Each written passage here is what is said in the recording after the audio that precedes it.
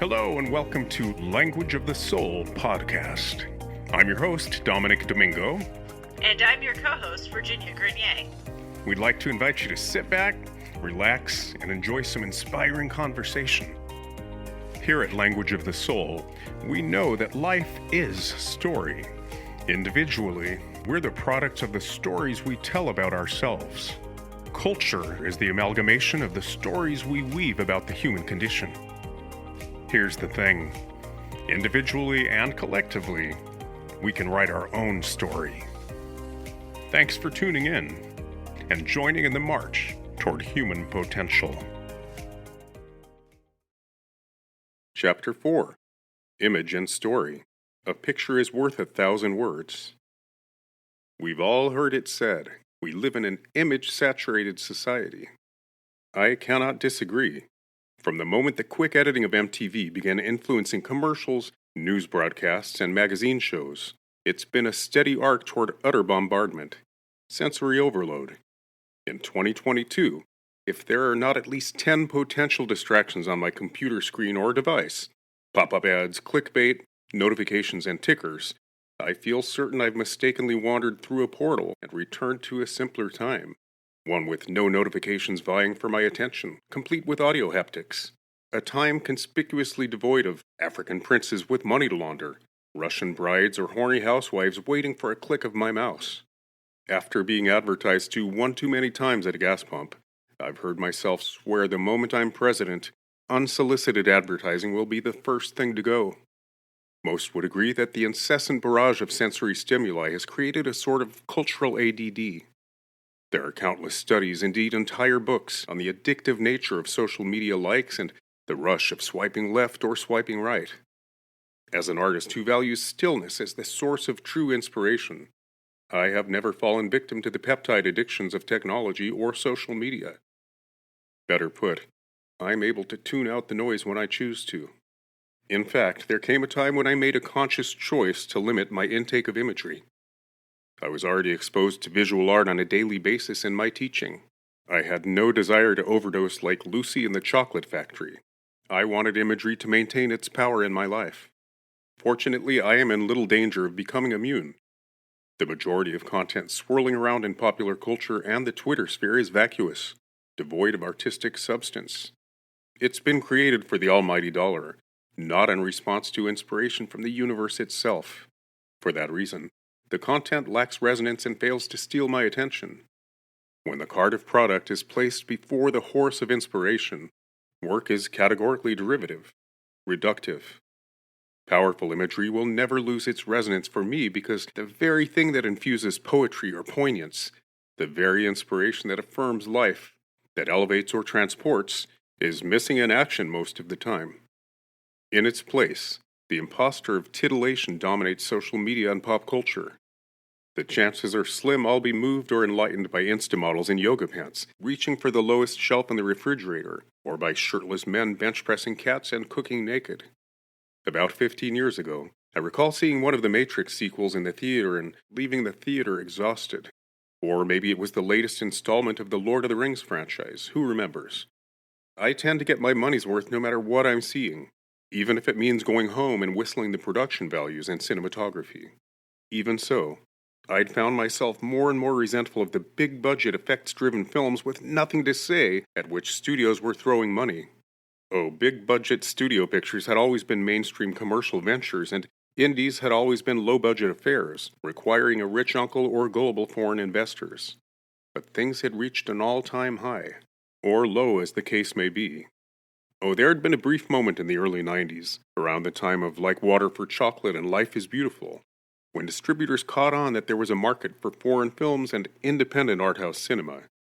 This trend led to Disney releasing Studio Ghibli and Miyazaki films that were anything but commercial. The trend quickly passed, however, and in the new millennium, the studios have gone back to throwing money at films with a built-in core audience. Franchises usually with a toy attached. That or they rehash old intellectual properties with name recognition and nostalgia. It wasn't enough to exploit every last Marvel superhero and its distant cousin, along with every young adult novel ever put out by the Big Six. What we ended up with were CG Smurfs, Scooby-Doo, Garfield, a shot-for-shot remake of Psycho, and The Nail in the Coffin, a film that made no attempt whatsoever to hide its unabashed consumerist slant. The Lego Movie. What's next, I thought when it came out? The Spirograph trilogy? The Lincoln Log feature? Then came the prying open of the Disney vault with nothing less than a profit-driven crowbar. The trend of remaking every last Disney animated classic as a live-action film began with the realization that those little girls who grew up singing along with Beauty and the Beast were now grown-up little girls with pocketbooks. Sitting in that theater, watching the Matrix sequel or who knows which installation of Lord of the Rings, a resentment dawned on me for the first time. Here I was, unable to rub 2 pennies together to get a film made, and millions of dollars had been spent on a single set that exploded before my very eyes after 30 seconds of screen time. Oh, there was room for all of it, I knew. All types of content. But did every film need to be effects-driven? Weren't there decent character-driven scripts floating around Hollywood? Simple stories without exploding helicopters or CG dinosaurs? Before I found myself ruminating about walking 10 miles to school in the snow with blocks of soap strapped to my feet, and liking it, I wrangled my resentment and put it in check. I ended up enjoying the film, as is my way. But the very next day, I attended a performance of Chinese shadow puppets at the Bodie Street bookstore in West Hollywood with the guy I was dating.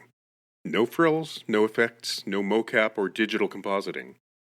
The simple performance rocked my world, more deeply and profoundly than the previous night's hyper-sophisticated flackfest. I was moved viscerally and profoundly, beyond words. As I said, I rarely dislike a film I've chosen to see. There are exceptions, of course. In my 20s, I walked out of 9.5 weeks, not because I was shocked or offended, but because I'd made the grave error of downing a 12-pack earlier in the evening. Did I mention I was in my 20s? But it wasn't just the buzz going to waste that compelled me to leave, even at the tender age of 20-something. I was bored by the watered-down, middle America-safe depiction of S&M. If I'd only known what was to come years later, the yet more vanilla-flavored version of S&M portrayed in 50 Shades of Grey. The second time I walked out of a film, the decision did not involve alcohol or inebriation, only boredom. Let me preface this anecdote by saying I do like Quentin Tarantino in small doses, and found Pulp Fiction in particular genius. That said, I find his work hit and miss. I enjoyed the Grindhouse series. I am impressed by any director who can mimic subgenres and emulate the trappings of time-specific movements in film history. But style alone does not sustain me if I don't sense an undercurrent of thematic content evolving. I have a knee-jerk resistance to style for style's sake, and tend to check out if nothing is being said. During Kill Bill, after 20 minutes of watching blood spurt from severed limbs to splatter the walls of a Tokyo restaurant, I'd had enough and began making out mental shopping lists. I left the theater not because I was offended by the violence, I was simply bored. I knew Uma Thurman's character, the bride, had 5 vipers to kill total. At 90 minutes in, we were only up to revenge killing number 2. I was simply doing the math. My error, I later learned, was in failing to realize the story was split into 3 volumes. There were 2 subsequent films devoted to offing the full list of vipers. My fellow theater patrons and I had been nearing the finish line of the first volume. I just didn't know it. The third and only other time I was tempted to walk out of a movie occurred in the late 90s. I'd gone to see a small gay-themed Kiwi film, so obscure I only knew about it from having seen its trailer at the Laemmle Theater before another obscure film. All I knew is that in the trailer, the lead actor, all the lead actors, seemed matter-of-factly gay, non-stereotypical in the least. I made sure to catch the film for that reason alone. Still, I found myself bored, unable to relate to the image-conscious, superficial characters and their histrionic attempts to be cool. Coolness held no currency in my world, nor did image. I thrived on authenticity, sincerity, earnestness. For some reason, I hung in there. The film turned out to be one of my favorites of all time. The joke was on me. The tone of the film was superficial and too cool for its own good. Style over substance. Because the characters were superficial, as they found themselves ultimately dissatisfied with the scant rewards of the shallow party circuit. The visual style and performances took on more depth and gravity. The filmmaker knew exactly what he was doing. I developed affinity for the characters despite myself. I was invested. That experience may have led to my penchant for films in which one grows to love very faulted characters. The series 6 Feet Under employed a similar conceit.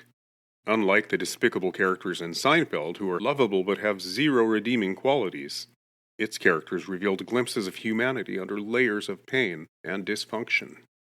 The other films I like best are those in which there is very little dialogue. 90-minute films like Beau Travail and I'm Not Scared were based on screenplays 35 or 40 pages in length, tops. A conventional wisdom dictates a minute per page when it comes to length. The aforementioned films were light on dialogue, relying on cinematography to lend ambiance and texture, to capture poetic imagery as a means of transporting audiences. They skillfully suspended a moment, engaging the senses with scoring and visual splendor, not hyper-stylized visual effects, but the power of unadulterated images from life. These films used juxtaposition, gesture, facial expression, anything but the spoken word, to touch audiences. The way I put it, when those annoying words are extracted from the equation, image cuts to the core, circumventing cognition altogether. When preparing week 4 of the lecture series that became this book, I put together a short video montage to set the tone. I'd been launching each installment with a bit of visual stimulation to inspire and get the dendrites of my global Zoom audience wiggling. Week 4's topic was the same as this chapter's, image and story, and it was geared toward not wordsmiths but visual storytellers, many of them in the field of animation. The clips for the montage were all chosen strategically, light on dialogue or free of it altogether, non-linear and rather abstract. In the absence of chit-chat, the sequences I strung together happened to be stylistically lush, but this was simply a byproduct, as was the fact the clips came from some of my favorite films of all time. I took the opportunity to do something I rarely do in my teaching, impose my tastes. The montage featured clips from Pink Floyd's The Wall, the animated sequences by Gerald Scarfe, Lars von Trier's Dancer in the Dark, Guillermo del Toro's Pan's Labyrinth and The Shape of Water, Neil Gaiman and Dave McKeon's Mirror Mask, Janae and Caro's City of Lost Children, Terry Gilliam's Brazil, and a surreal but charming animated short titled The Lost Thing. Together they accomplished my intention, transporting the group to a nonlinear space beyond words or cognition, a place where poetry reigns and surreal absurd juxtapositions force us to surrender our expectations. Simply put, the visceral impact of these images, when lumped together, engaged our right-brain sensibilities and brought the ineffable to the forefront in defiance of language or linear thought. The effect was powerful, elemental, ineffable. So moved am I by those films that cut to the core without the crutch of dialogue, they've become powerful influences in my own films. So passionate am I about the capacity of image alone to circumvent intellect and resonate. I find myself equally impassioned to preserve that power. What is the risk in sustaining an image-saturated society that shows no sign of relenting? What is the casualty of the incessant bombardment? Surely we must become habituated to powerful images. Modernism during the first half of the 20th century saw jaw-dropping travel photography brought to the mainstream by journalistic and fine art photographers. Never-before-seen images of Ubangis with strange exotic beauty practices, or breathtaking cliff-top views of Machu Picchu, or even panoramic shots of Petra's Sikh taken camelback.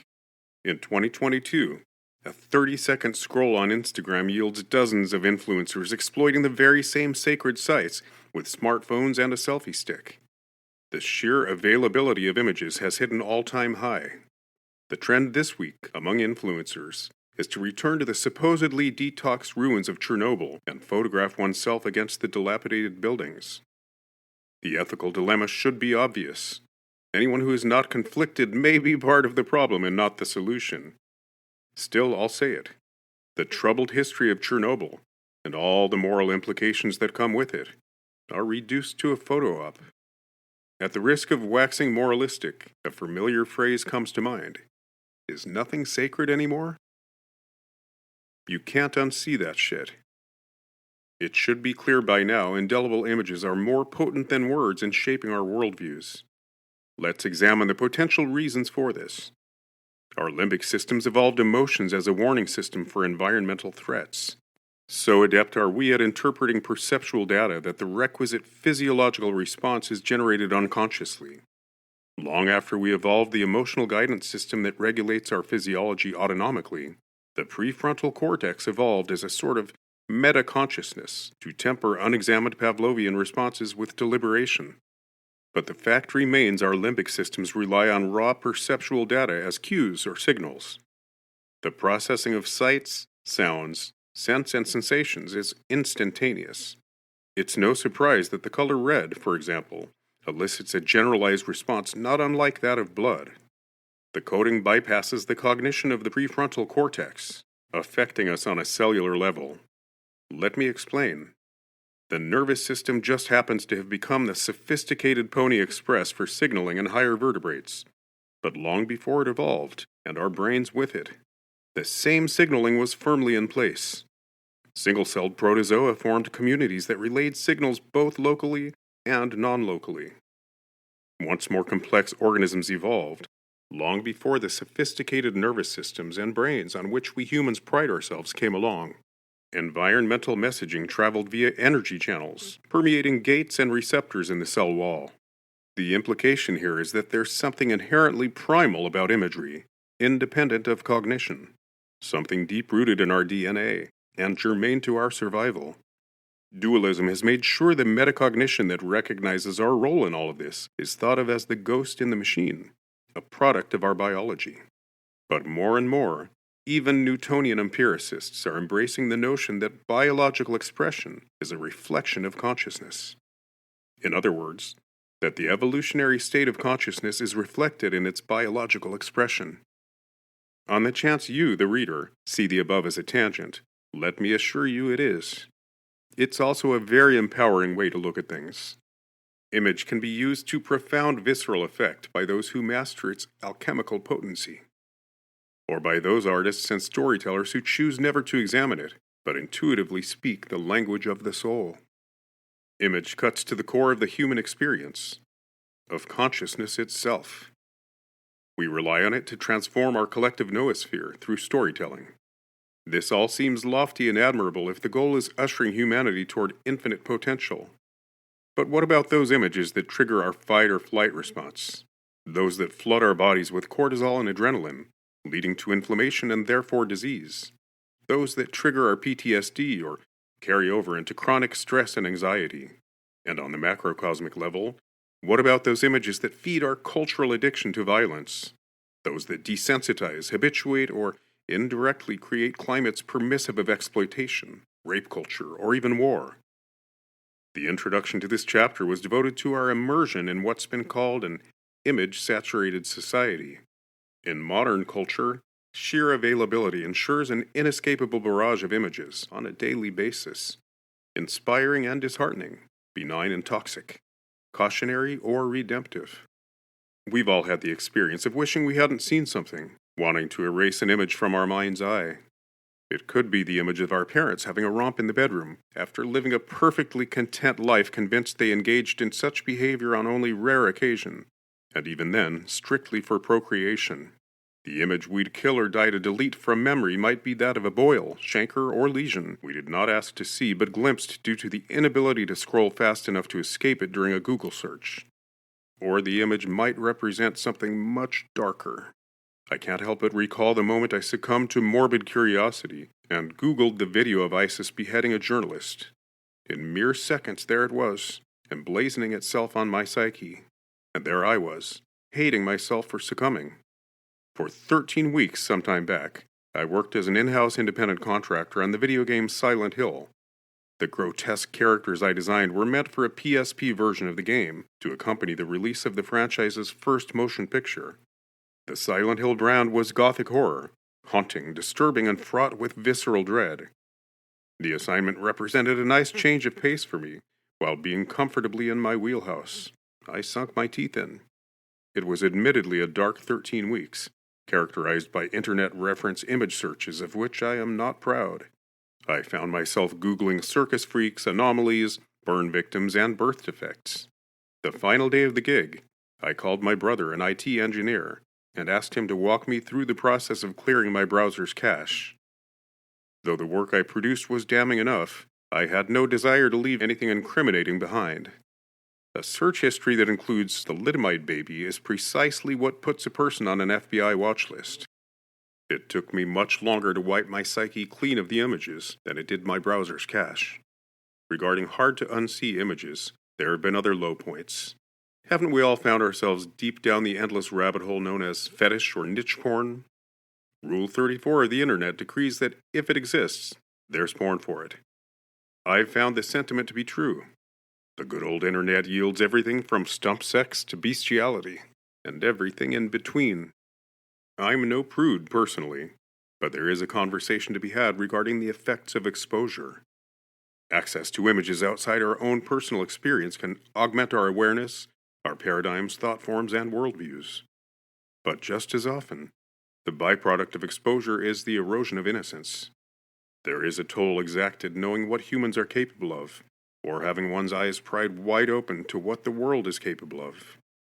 Einstein is quoted as saying, "The most important question facing humanity is the universe a friendly place?" The Bible refers to the tree of knowledge of good and evil. Partaking of its fruits opened Adam's and Eve's eyes, shattering innocence. Whether or not it exists in the first place is up for debate. What remains true is we have a stake in the idea of innocence. We're invested in it. There's a very good reason endless colloquialisms like "ignorance is bliss" lament its passage. One of the most enduring story templates in literature is that of loss of innocence, or preservation/returning to innocence while coming of age. One romantic notion society proffers is that childhood is characterized by innocence, and children themselves are the gatekeepers. Many parents seek to protect their children from disillusionment, shielding their eyes and ears from the world. Though I have no children of my own, I do have 22, count 'em, 22 nieces and nephews. Suffice it to say that we are Italian, read no concept of birth control, and are fertile to boot. You look at one of my sisters wrong and they're pregnant. Point being, my instinct has never been to protect children from the world. Instead, I find myself adopting the mindset that children are resilient, yet another cherished colloquialism. As an author of middle grade and young adult fiction, I've had to navigate a milieu populated by often conservative literary editors, agents, and publishers. I've been forced to examine and assess my stance on all things coming of age. In my experience, the more conservative set tend to misplace their concerns. A colleague of mine, illustrator Marla Frazee, once relayed the absurd irony of an exchange she once had with her publisher's rather narrow-minded art director. The woman red-flagged Marla's inclusion of a bottle of wine on the dining table of her picture book's protagonist. Keep in mind, the character was a groundhog. The art director's keen eye zeroed in on the offending wine bottle, while completely ignoring the skewed message of the manuscript itself. In a glorification of vendetta, the groundhog was tied up, preventing him from seeing his shadow and therefore stalling the onset of spring.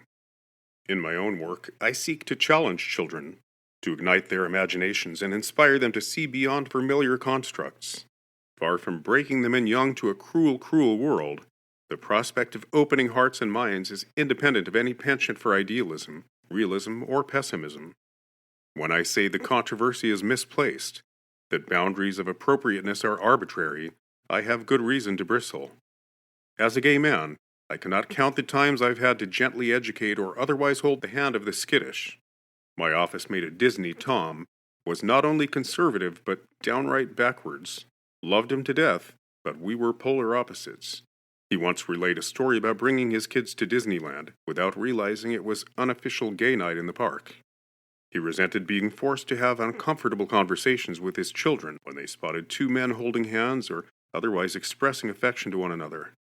I gently pointed out that the cart was effectively before the horse, or the chicken before the egg, or some variation thereof.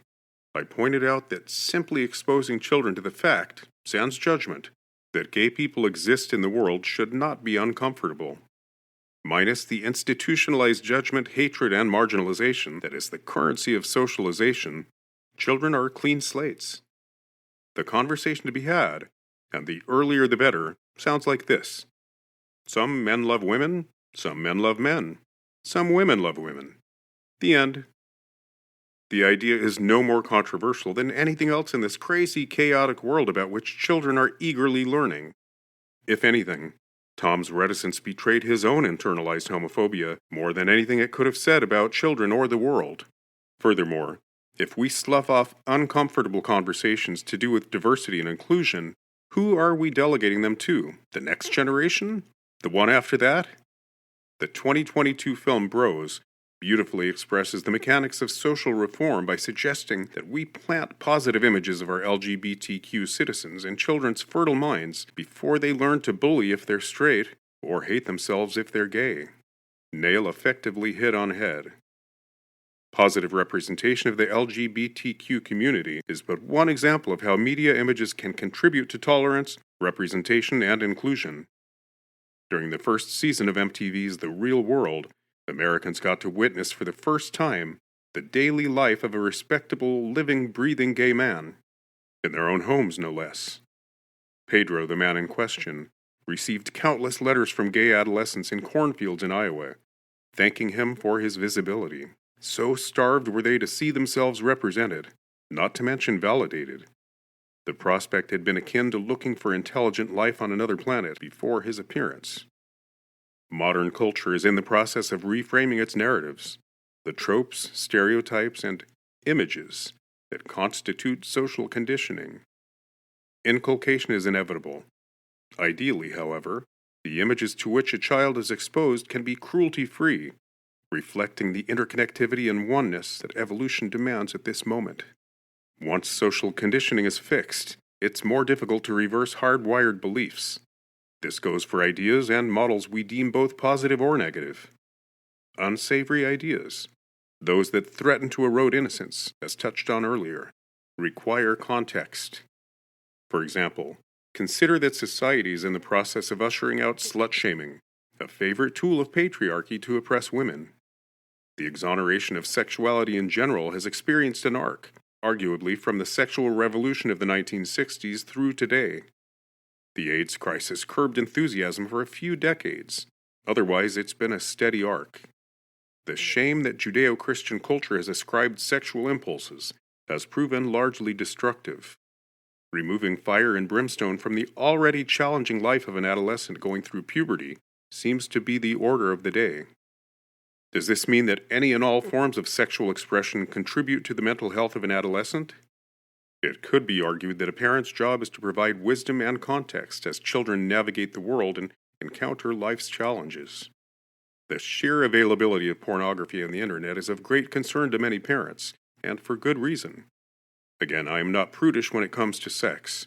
I actively champion the excision of shame from adolescence and the discovery of one's sexuality. Puberty can be excruciating, even with proper support. But there is an acute danger to being exposed to images without a category for them. A child is more likely to adopt and emulate misogyny, for example, to view the opposite sex as something to be objectified, if exposed to such images for which there is not sufficient context. In other words, only once one has experienced sex as a healthy expression of intimacy within a well-founded relationship can one afford to introduce fetish into the equation. Do not mistake this stance for moralism. A traditionally, quote, healthy romantic relationship need not be the goal. But when it is, the tried and true mechanics of human emotional dynamics, however evolving, tend to retain certain prerequisites. There are countless documentaries about the effects of easy-access porn on developing adolescents, both boys and girls. Many lament their early exposure and are hyper-aware of the effects. If only the addictive aspects and the need to constantly up the ante for stimulation and gratification. One's own emotional imprint, crafted by every event and experience since birth, is indelible. But so are the images to which we are exposed, even when they're vicarious. Exposure to images outside our immediate experience can be mind-expanding. But when those images skew toward base drives and impulses, the less savory aspects of the human condition, they can erode innocence, leading to a sense of futility. It's mind-boggling to consider the power of media imagery in forging tolerance for diversity, or conversely, marginalization. The media plays no small part in all kinds of social reform. In 2022, the phenomenon of normalization inherent in primetime programming is weaponized in debates over issues like gender identity politics and sexual orientation. The power of the media to shape culture, to reflect life and to dictate it, is immeasurable. And what is media in the end? Word and image. If I asked you to consider the role of image in culture and its evolution over the course of human history, the prospect would be overwhelming. Any inventory, from the first cave painting to religious iconography and sacred geometry, through medieval illuminated manuscripts and Renaissance traditions, to the narrative and conceptual territory of modernism, would fall short. Something would surely be left out. Don't regional folk art traditions rely heavily on imagery? What about countless theatrical forms like Vietnamese shadow puppetry or kabuki theater? Opera and ballet and musical theater, don't they all incorporate visual communication? Not to mention the fine art world, museums and galleries, as well as graphic design and print illustration. What about fine art photography and journalistic photography? The list is endless, especially when augmented by advertising and propaganda, billboards and magazine ads and marquee posters. They're everywhere. Add to that the advent of the internet and social media. Muddying the waters, we're now bombarded with digital imagery, pop-up ads and tickers and social media on our laptops, desktop computers, and devices. We're assaulted with images in every aspect of daily life, right down to being advertised to, of all places, at the gas pump. Seemingly, there is no escape. The fast pace of the imagery is another conversation altogether.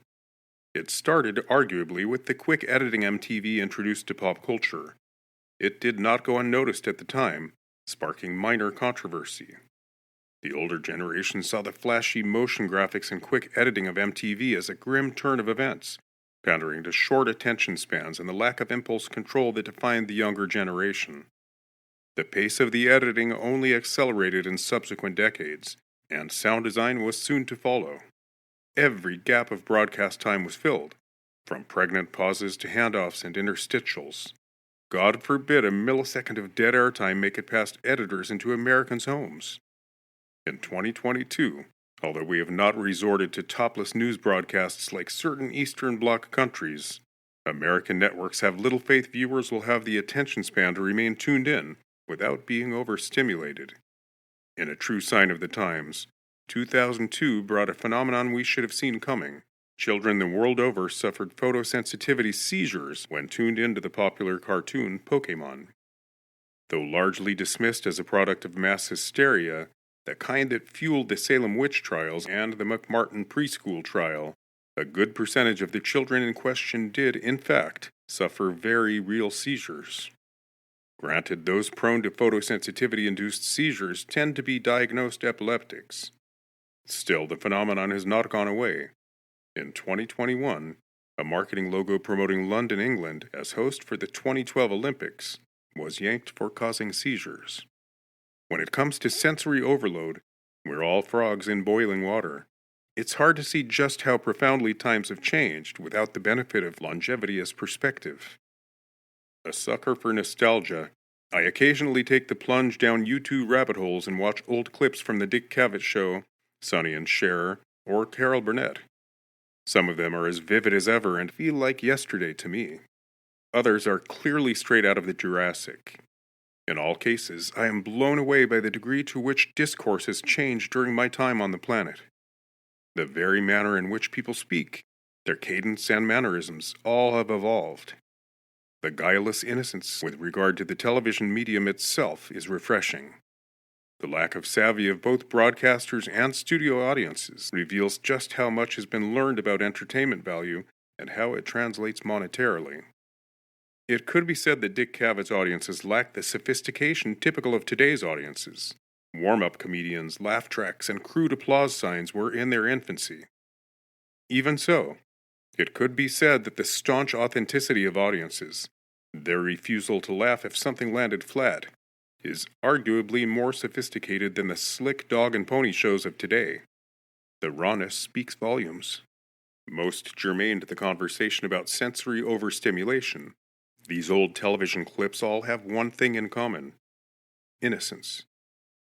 Viewed through a modern lens, the slow pace of the editing, the dead time between witty quips, and the lack of scoring are nothing short of refreshing. Watching them in 2022, for me, amounts to more than pure nostalgia. Inevitably, I find myself basking in the moments of silence. As a culture, we are starved for silence. Neil Postman's 1985 book, Amusing Ourselves to Death, called out pop culture's preoccupation with entertainment as diversion, pacification, mind-numbing anesthesia. The book was inspired by a talk Postman gave at the Frankfurt Book Fair in 1984, in which he was participating in a panel discussion. The panel, among other things, contrasted Aldous Huxley's sci-fi novel Brave New World with George Orwell's 1984. In the introduction to his book, Postman posited that contemporary society was better caricatured in Aldous Huxley's Brave New World, whose public was oppressed by their addiction to amusement, than by Orwell's work, in which they were oppressed by state control. My entire life I've heard the theory that government uses consumerism to control the masses, that materialism is an innate survivalist drive that, when subverted, creates a society in which most live beyond their means, the best way to keep a populace oppressed. Though I have no tinfoil hat in my closet, I cannot disagree. But who is the villain with the twisty mustache pulling the puppet strings? Big Brother? Does any government really have the power to control the will of the people? Or are folks doing it to themselves? It's entirely possible that human nature is simply being exploited by the powers that be. In any case, it's a climate of permissiveness that opens the floodgates to consumerism as ball and chain. Under the guise of free speech and a free market economy, unmitigated advertising thrives. Hand in hand with a government-endorsed credit system, a vicious cycle is created in which most remain trapped in debt. The lifestyle is further fueled by societal pressure to keep up with the Joneses, and the phenomenon known as FOMO, fear of missing out. It seems clear that no one entity is to blame for our collective consumerist prison. If there is a common player in it all, it's human nature. Not one of us can escape it. But once aware of the vicious cycle, we can choose whether or not to perpetuate it. We can decide for ourselves whether we wish to contribute, enable, or engage in a system so at odds with personal liberty. What role does image play in the current state of affairs, in the vicious cycle of consumerism? In the same way an individual is a product of his or her own personal narratives, a society is the collective product of its history, of the stories it tells about itself. As Americans, we define our own narrative. We're not just a democracy, we're heroic defenders of it. Just look at World War II. We're founded on individualism and personal liberty, on separation of church and state. We are the land of opportunity, a melting pot. We conveniently erase any empirical roots that led to exploitation in favor of images like Native Americans sharing turkey and corn on the cob with colonists. We're rugged individualists, chiseled by determination.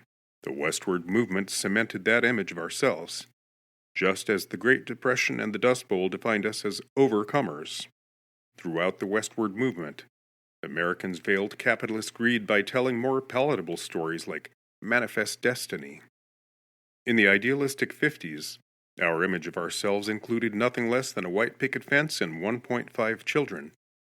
The American dream promised opportunity, a shiny wagon in the driveway and well-dressed, well-behaved children with bright futures ahead of them. Magazine illustrations for you name the product were no different than real estate billboards in their depictions of this promise. Illustrators like Leyendecker and Norman Rockwell mastered the squeaky clean, well-coiffed image of family to which so many aspired. For that matter, Walt Disney carried the fantasy further with a brand of idealism that would become synonymous with America's promise. Cigarette smoking became all the rage largely due to its glamorization in cinema.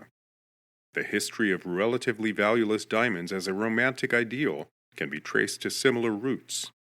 Diamonds, with their bloody history, cemented themselves for repetition alone as the go-to for engagement rings and wedding bands both. Thanks, Marilyn. Though Valentine's Day has long been associated with romantic love, the images proffered in advertising and the media put heart-shaped conversation candies, chocolates, and red roses on the fast track. A little idealism never hurt anyone. The pervasive conformity of the 1950s aside, I have no problem with imagining the best version of ourselves, individually or collectively. Personally, I do not disparage idealism, as long as it's balanced with truth-telling. Whatever your feelings about the cultural narratives we weave, whatever line you draw between art and propaganda, one thing should be clear. Images play an undeniable role in the narratives a society adopts. A picture, as it turns out, is indeed worth 1,000 words. In the above-cited highlights of American history, image played no small role. Uncle Sam posters appeared as early as the War of 1812. To pull us out of the Great Depression, Roosevelt's economy-stimulating New Deal programs like the WPA, Works Progress Administration, promised hope. They relied heavily on constructivist propaganda posters, flaunting idealism and beauty, no different than the Nazi propaganda images of the same time period. Don't say a word. Word and image are first cousins. Both speak to the soul, but in very different ways. In previous chapters, we've crystallized how story is integral to our evolution. It's the means by which our moral realm evolves, as crucial to collective survival as that of our biology. Mechanistically speaking, highly emotional experiences are mapped on our value systems or worldviews for survival, wiring us for metaphor. Metaphor uses symbology to illustrate concepts. In the case of story's role in human history, the concepts imparted usually serve altruism by bonding the tribe and forging affinity through the shared experience of the human condition. Or they impart the life lessons we call wisdom that serve our proliferation in an equally profound way. Story teaches us to navigate life. Or put in metaphysical terms, story teaches consciousness to navigate its biological expression in the physical realm. We've speculated that pre-language, man's reverie was dominated by imagery.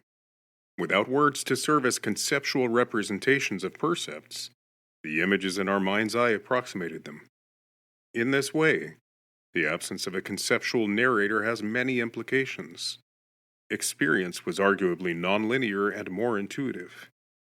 Language, by definition, is a form of cognition. It evolved as the means to express ideas to other members of the tribe. Words, strung together with some version of subject and predicate, relied on symbology to convey an idea, however abstract or concrete. Words became symbols for percepts, things we can see, hear, taste, touch, or smell. And perhaps more sophisticated, they evolved to represent abstract concepts that were even further removed from, but based in, experience. However, long before oral tradition became written language, image evolved as another means of expression, another way of representing life experience. The world's oldest known cave painting, believed by archaeologists to have been created 45,000 years ago in Liang Tadong Cave, Indonesia, is a life-size depiction of a wild pig.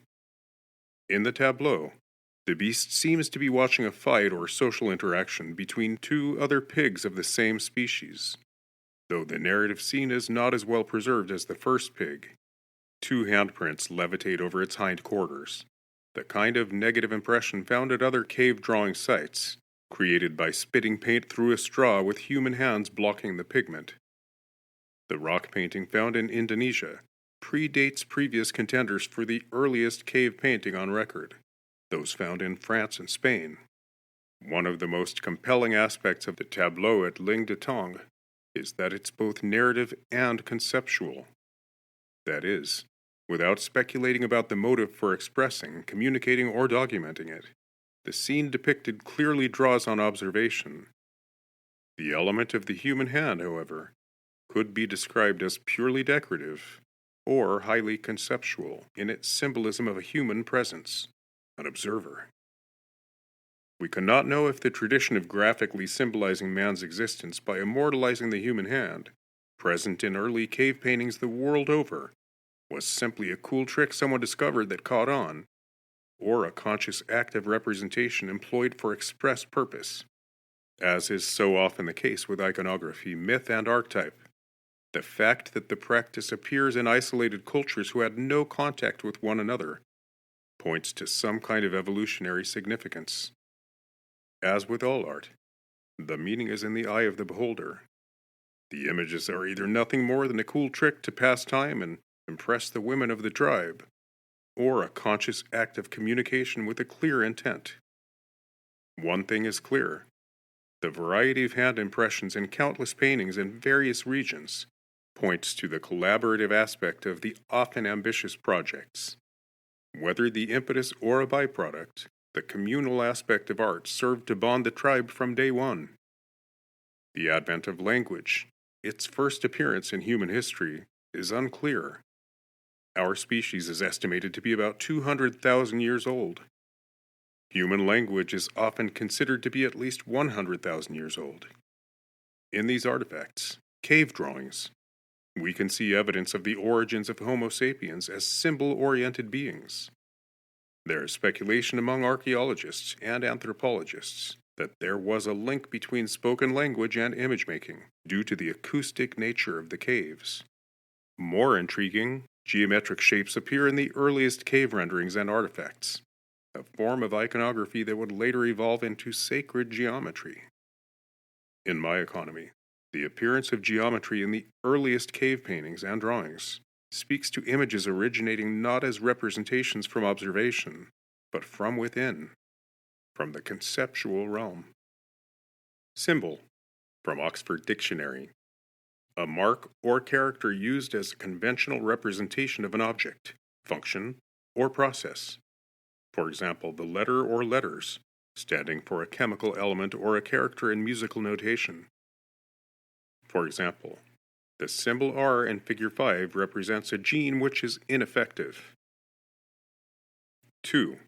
A thing that represents or stands for something else, especially a material object representing something abstract.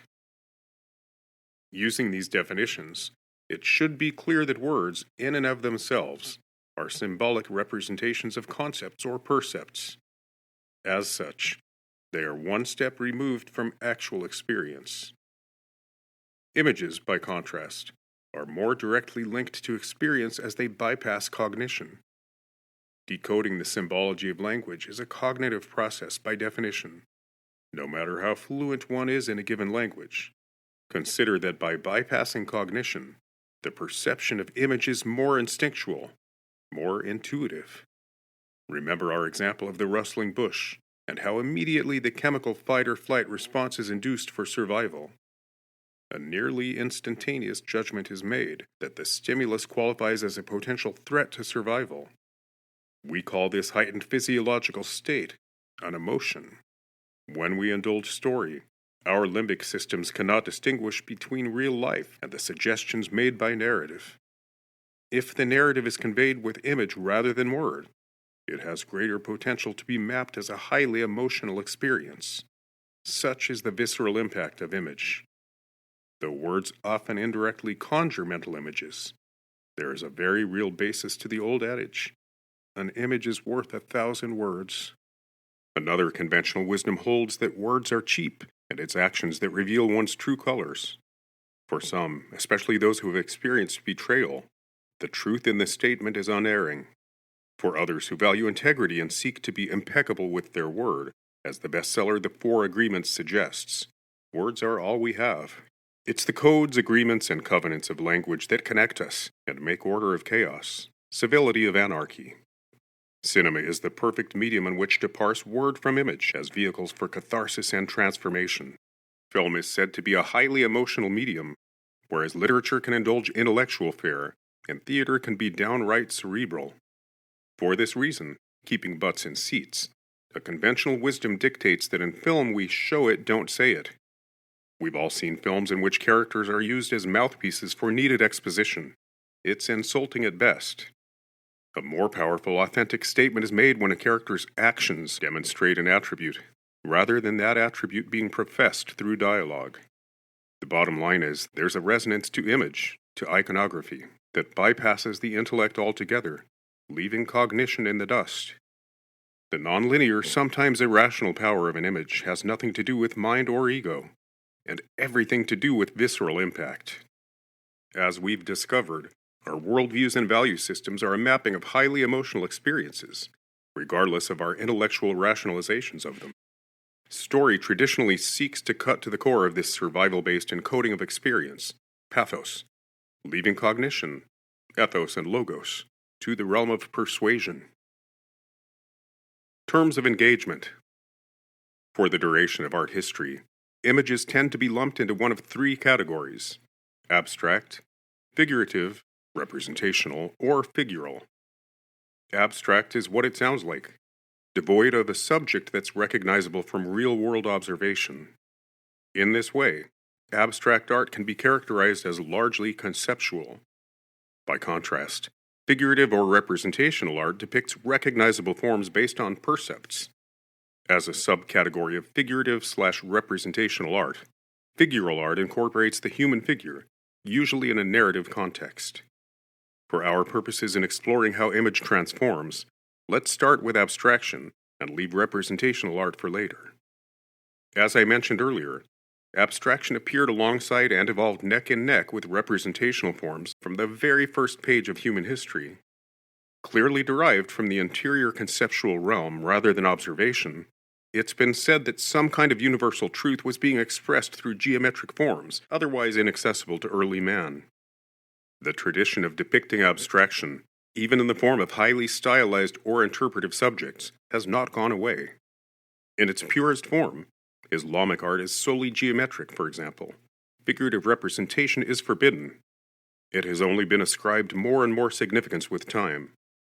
The tradition of sacred geometry in cultures the world over best exemplifies man's sense that geometry in nature, and subsequently applied in art, is evidence of intelligent design. If the physical world is subject to flux, time, circumstance, and perspective, the only permanence to be had lies in abstraction, mathematical equations and axioms.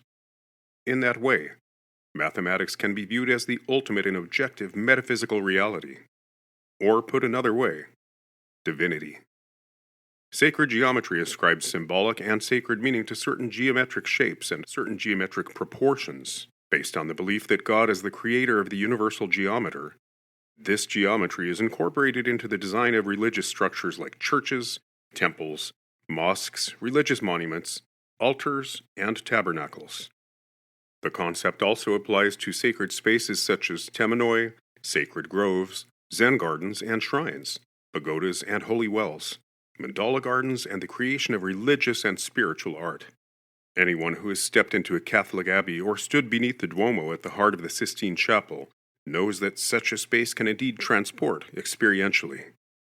Anyone who has meditated on a mandala has surely had a similar experience, that of limiting mental chatter and experiencing the flow of theta waves that seems to defy flux, and speak of permanence that seems to offer a direct line to the divine. The hunch that God, or universal intelligence, created the universe according to a geometric plan has ancient origins. Plutarch attributed the belief to Plato, writing that Plato said God geometrizes continually. In modern times, mathematician Carl Friedrich Gauss adapted this quote, saying God arithmetizes. But long before man appropriated geometric shapes, proportions, sequences, and patterns for spiritual fodder, they were exhibited in nature. Indeed, geometry seems to be synonymous with intelligent life. There is a reason man, since his origins, has attributed meaning, truth, or beauty to geometry found in nature. Organic forms evidence order in chaos, following a bilateral or radial symmetry for the most part, with random variations within it. This fine balance between randomness and control speaks of divine perfection. Let's take a look at some of the geometric shapes and proportions found in nature, which arguably inspired global traditions of sacred geometry. First things first. What constitutes geometry anyway? A line, by definition, is a mark, abstract or concrete, whose length is longer than its width. Geometric shapes are said to be closed shapes defined by lines. In this way, even a circle qualifies as a geometric shape, as it is defined by the linear radius from its center. It should be noted that what we perceive as lines from our limited vantage point do in fact bend with the curve of the Earth's circumference or horizon. On a macro scale, all lines bend as they travel through the time-space continuum, but let's not get hung up on details. We'll stick to orthographic and Euclidean terms. Two-dimensional shapes incorporate dimensions on the x and y axes, width and height, whereas three-dimensional shape incorporates the z-axis, depth. By standard definition, geometric shapes fall into a list of usual suspects. Two-dimensional shapes: triangle, circle, semicircle, square, rectangle, parallelogram, rhombus, trapezium, kite. Polygons, including pentagon, hexagon, octagon, nonagon, decagon, etc. Three-dimensional shapes, or forms: sphere, cube, cuboid, cone, and cylinder. For our purposes, any appearance of organization, order and chaos, can be thought of as having a geometric basis. For example, bilateral, radial, or concentric symmetry all follow a rational formula, similar to that which defines shapes. The same applies to recurring numeric sequences. Geometric shapes as defined above can be seen in no uncertain terms in crystals.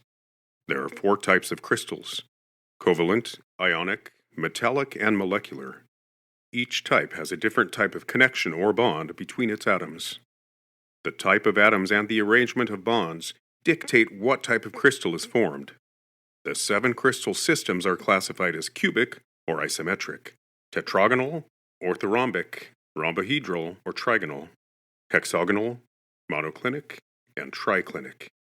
Circles or spheres can be seen in stars, planets and their orbits, droplets of water, spiderwebs, fruit, flowers, eyeballs, not to mention their irises and pupils, orbs, dapples of light formed by apertures, cross-sections or circumferences of stems and tree trunks, as well as tree rings. You get the idea. Squares and cubes can be found in salt and sugar granules, grains of sand, geological formations, and the aforementioned crystals. Hexagons abound in nature. These 6-sided shapes can be seen in beehives, insect eyes, and snowflakes. Patterns and motifs in nature, like tiger stripes or the spots on a leopard, often exhibit a startling degree of order. For good reason, the spiral in nature, in particular the celebrated Fibonacci spiral, has garnered the most celebrity. From Pythagoras on, overzealous art enthusiasts have attributed numinous profundity to the recurrence of Fibonacci spirals and numerical sequences in nature. The Fibonacci spiral follows a sequence of numbers known as Fibonacci numbers. The sequence is created by starting at 1 and adding the next integer 2. The result is, of course, 3. Continuing on like that, adding the last 2 numbers in the sequence, one arrives at an infinite sequence beginning with 1, 2, 3, 5, 8, 13, 21, 34, etc. The number of petals on a flower, for starters, categorically snaps to numbers in this celebrated sequence. The spiral itself appears in everything from the universe to galaxies, in the arrangement of florets on a sunflower disk, the scales of a pineapple, and the arrangement of chambers in the celebrated conch shell. During Greek classicism, Pythagoras evolved the golden mean, a way of dividing up compositional space in a way that excites the eye. Correlating with the Fibonacci spiral, the golden mean or golden rectangle has reigned throughout the Renaissance and modernism, underlying even cinematic composition to this day. So why would flower petals nearly always number themselves according to the Fibonacci sequence? In the documentary Decoding the Secret Patterns to Nature, the playful question is posed: do flowers know math? The answer, as it turns out, is that they don't need to. They're the expression of it. Whenever we humans catch ourselves marveling over how nature so flawlessly mirrors our inventions, we must remind ourselves that we are mere hacks, mimicking the structures, machinery, and organic systems perfected by nature, and doing a shoddy job of it by comparison. Math, in fact, may be man's feeble attempt to quantify the unquantifiable, to bottle what simply is. Art often seeks to approximate truth or reality. Some art seeks to elevate or idealize that truth. Other movements and individual artists seek to illuminate the aesthetic value in the less than ideal. Some say art is artifice, whereas others say it's the ultimate truth. One thing is sure regardless. When it comes to geometric abstraction, man has arguably kept up the tradition of borrowing from nature. The ultimate in portraying objective truth or permanence is the tradition of purely non-representational art, geometric abstraction. Sacred geometry historically appears in both religious contexts and narrative storytelling traditions. A mandala, Sanskrit for circle, is a geometric configuration of symbols. In spiritual traditions the world over, mandalas have been employed for centuries as a spiritual guidance tool to focus practitioners' attention. Mandalas have been used to mark sacred spaces or to aid in meditation and trance induction. In the Eastern religions of Hinduism, Buddhism, Jainism, and Shintoism, mandalas are maps representing deities. In the case of Shintoism, mandalas represent paradises, kami, or actual shrines. So adept is geometry alone to induce specific neurochemical balances and brainwave patterns that sacred geometry has innately appeared in cultures from Mesoamerican civilization to the Far East, in faiths from Christianity to Buddhism. A mandala generally represents the spiritual journey, starting from the outside to the inner core, through layers. The symbolic function of mandala as introspective journey underlies ancient Minoan religion, as the labyrinth carried forward into classical Greek mythology. The twists and turns of a labyrinth represent navigating the spiritual or introspective journey to the misunderstood beast at its center, the Minotaur. The Minotaur can be thought of as our core essence. In fairy tale tradition, this journey can be thought of as the portal to the alternate realm where wisdom is acquired. In Through the Rabbit Hole Tales and Heroes' Journeys, the wisdom gleaned in the alternate realm is brought back to daily life in the form of coping skills, or otherwise contributed to the collective. Dragonflies have become the harbingers. They often appear when one is nearing the portal. It should be clear that geometry alone has the power to transport the individual. When one's field of vision is dominated by certain formal properties, everything from physiological to brain chemistry and brainwave function is affected. Throughout art history, movements like geometric abstraction and abstract expressionism have sought to wrangle the beast of cerebral response. Dutch painter Pierre Mondrian, by limiting his design vocabulary, sought to induce in patrons aesthetic notions and utopian ideals as lofty as universal beauty. In the context of this book, we've explored how formal properties can produce innate responses that are, in essence, survival-based instincts. When seen through the lens of evolutionary theory, with a healthy dose of developmental psychology thrown in for good measure, certain outcomes become no-brainers. For example, it's no surprise that the color red, with its associations of blood and therefore danger, triggers a heightened physiological state. We could call this alarm. But where does perception end and meaning begin? In other words, if we can bottle definitive formulas for broad-based, universally in the extreme, perception, is the attached meaning subjective? Does the resulting emotional resonance belong to the realm of the patron? In other words, our responses to formal properties are based on the reification of sensory perception. But can the artist really control or dictate the meaning we attach to it? Or does the subjective interpretation belong to the patron? John Crowe Ransom's 1941 book, The New Criticism, which launched the formalist movement by the same name, posits the artist's intentions are secondary to the projections of the patron in significance.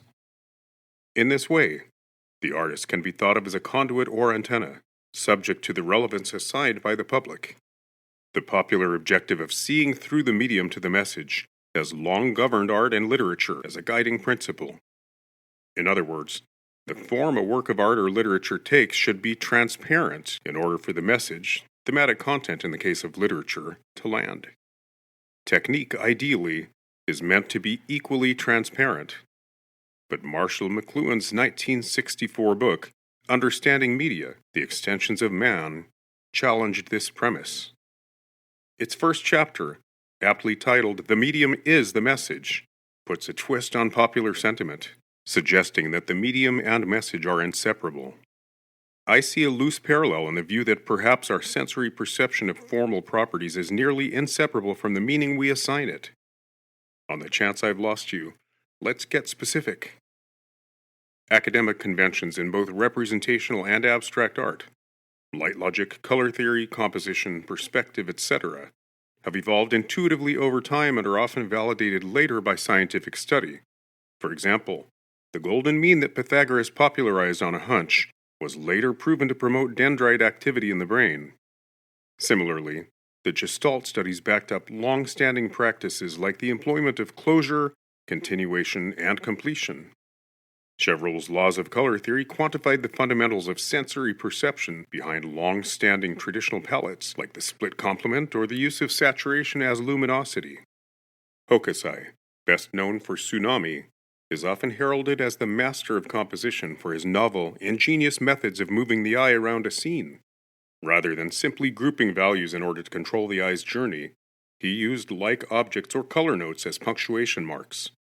For example, he would move the patron's eye seamlessly from red cherry blossom to red cherry blossom within a composition in order to arrive at a focal point. Only later would the Gestalt principle of continuance prove that the eye is compelled to continue moving in a given direction once set on that course, and will find any opportunity, including jumping between like objects or color notes, to do so. Further, modern studies can now actually track the eyeball, confirming the journey 9 out of 10 subjects will take. Starting by entering a picture plane from its border, most patrons' eyes embark on similar journeys. These modern studies can confirm which edges, especially when grouped using value, are followed on a C-curve, S-curve, or diagonal journey most often to a focal point. The time spent there identifying can be averaged, as can the method by which the eye continues to circulate within the composition, or conversely, awkwardly exit. Throughout art history, individual artists have run the gamut from expressing themselves in an unexamined way to articulating intentional outcomes. In modern times, for the more cynical among us, gallery speak has become an obligatory means of snowing both gallery owners and investors or patrons. During Impressionism, though many artists were lumped into the category by critics, others were calculated in their adherence to the tenets of the movement. Without examining motive, many consciously chose to further newly explored territory to do with perception and attached meaning. In the same way artists like Mondrian have sought to, quote, bottle formulas for cerebral response, writers have explored tone to similar effect. The literary realm is always a direct extension of philosophy. How could it be otherwise? Put another way, the cutting edge, overriding philosophy on the planet at any given time can't help but inform the worldviews of artists and writers inculcated by it. Even so, transcendentalists like author Ralph Waldo Emerson believed that individuals were capable of generating completely original insights with little attention or deference to past masters. This emphasis on the subjective was at the heart of transcendentalist individualism. In the same way Mondrian believed he could transport patrons to a state of pure aesthetic appreciation, transcendentalist writers sought to infuse the mundane with numinous transcendence. By juxtaposing the everyday with the profound, the suggestion was that divinity is attainable and inseparable from earthly life. On the darker end of the spectrum, writers like Poe and Lovecraft used the tone of dread to tap into the existential terror that's also synonymous with life. These pursuits were no different than Mondrian's employment of limited design elements or the tradition of sacred geometry to transport, even transform. Whether unexamined or calculated and express, the outcome of these efforts remains relatively meaningless. Innate responses to formal properties are a given. They're also a dead-end road without meaning. The manner in which these properties collectively amount to message is where the conversation lies. It's a matter of the sum being greater than the whole of its parts. Let's break down how wielding the rules of sensory perception translates into significance. In former chapters, we've explored how the intrinsic function of storytelling and culture is individual and collective transformation. We've discovered how this adaptive transformation serves the individual's survival and that of the tribe at large. We've seen how first cousins word and image play an equal but very different role in imparting transformative content. In isolation, an abstract image like a mandala can induce a meditative state characterized by well-being, enlightenment, contentment, inner peace, and harmony. By extension, society benefits. In theoretical extreme, if all members of a tribe practiced this discipline regularly, there would be no need for strife or conflict. This experiential outcome of image, abstract art in this case, is but one effect. Conceptual images engage the patron interactively in a cerebral way, the ultimate in visual communication. Images can spark ideas or invite solutions. They can inspire intellectual curiosity in the patron, leading to growth. For example, the cognitive dissonance stirred by subversive art in the form of incongruous images or awkward juxtapositions can lead to synthesis on the part of the patron. In theory, if individuals everywhere were to actively synthesize opposing ideas, the collective would benefit. In this way, figurative art, more so than abstract, taps into the true power of imagery to enforce change. When it comes to emotional and spiritual evolution, word and image go hand in hand. Infinite traditions confirm as much, marrying the two in a way that indeed forges a whole that is greater than the sum of its parts. From the first pages of human history, word and image have worked together. Imagine hieroglyphics on the wall of a tomb in ancient Egypt. Picture illuminated manuscripts in which biblical images of fire and brimstone are brought to life in the way only a picture can accomplish. Even better, consider that the large part of medieval and Renaissance art illuminated biblical narratives in frescoes, statuary, stained glass, and classical oil painting. The Renaissance saw an explosion of pagan imagery, inspired by the revival of classical Greek mythology. Along with poem and song, these archetypal images captured the agony and ecstasy of the human condition. Countless other traditions, formats, mediums, and genres marry word and image. Illustrated books and magazines, print advertisement, children's book and picture book tradition, and the list goes on. In each, the relationship between word and image is unique, and yet there is a great deal of shared territory, and it's worth exploring. Narrative versus conceptual imagery. In Chapter 2, we distinguished narrative art from conceptual art. Narrative art favors the figural, characters interacting in a convincing environment. A conceptual approach to image making avoids this crutch at all costs, relying instead on visual metaphor or symbology. We've defined abstraction as the employment of non-representational forms, which often means organic marks like those seen in abstract expressionism or geometric forms like those seen in geometric abstraction. But both types of abstraction can be found in representational art as well. Infinite traditions of stylization interpret recognizable forms by employing geometric abstraction or any number of conceits. Think Picasso's Cubist portraits or any animated character from the 1950s, from UPA to Patty Freeling and Hanna-Barbera. As a side note, a philosophical question arises when entire cultures adopt a certain convention of abstraction. Picture the recurring, highly stylized depictions of ancient Egyptians, or any number of regional folk art traditions from African masks to New Guinean fertility gods to Oaxacan wood sculpture. The question becomes, did these cultures interpret forms based on observation, or did they actually see them as depicted? Truly, we have no way of knowing. There is much evidence that the elongated skulls so pervasive in post-Akhenaten Egypt reflect a tradition of skull binding similar to the kind of cranial deformation seen in Peru.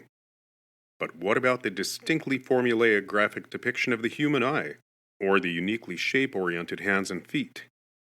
Short of adopting the conspiracy theory that aliens were in bed with the ancient Egyptians, one wonders why ancient Egyptian artists categorically stylized according to these conventions. The notion that ancient cultures may have actually seen the world differently than we do is not all that far-fetched. Consider the following. Before a certain point in human history, the word blue did not exist in any language. The closest Bronze Age history comes to naming the color of our vast oceans or limitless skies was Homer's reference to the sea as wine dark in the Odyssey. Scientists speculate that the ever-present, pervasive color blue did not merit a name, as it was not an object of fixation.